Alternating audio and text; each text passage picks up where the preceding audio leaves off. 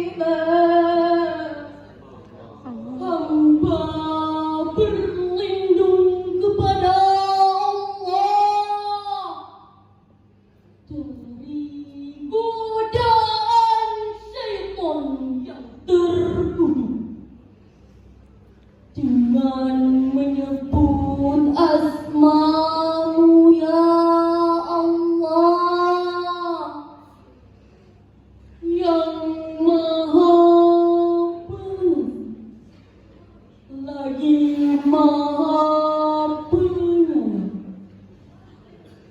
Wahai orang-orang yang beriman, bertakwalah kamu kepada Allah dan katakanlah perkataan yang benar.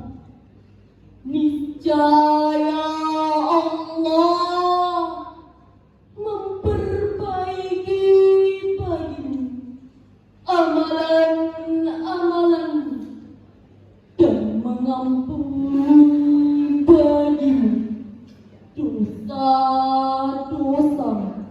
Dan barang siapa mentaati Allah dan Rasulnya, maka sesungguhnya ia telah mendapat kemenangan yang besar. Hadirin rahimakumullah, Muhammad bin Ahmad Al-Qurtubi dalam Al-Jami' li Ahkam Al-Quran jilid 7 halaman 162 menjelaskan bahwa pada ayat ini memuat 2 poin penting. Pertama, kedapatan sasaran yang ditujukan oleh pengasuh anak yatim dan semua orang agar bertutur kata dan memperlakukan anak yatim dengan baik. Kedua, terkandungnya nilai-nilai keadilan dan tepat sasaran dalam berbicara.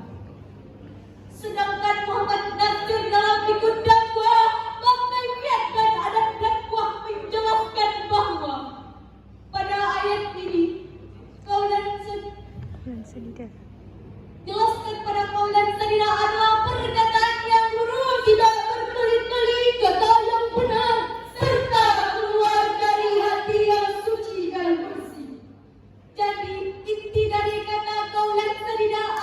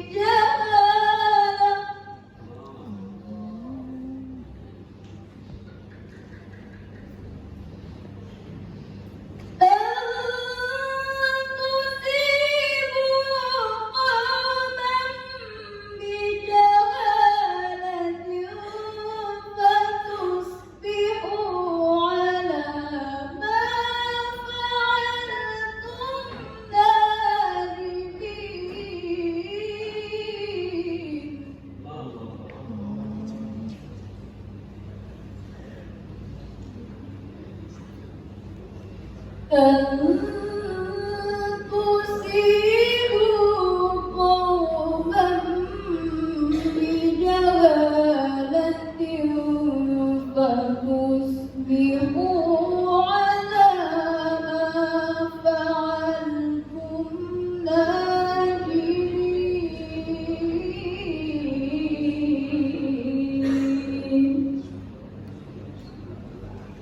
صدق الله العظيم.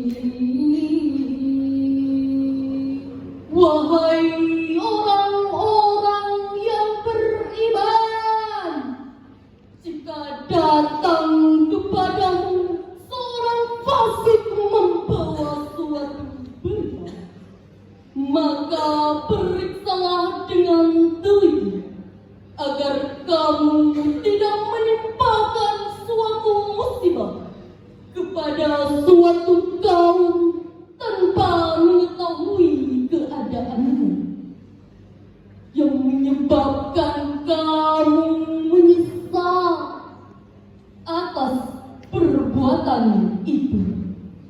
Maha benar Allah yang Maha Agung.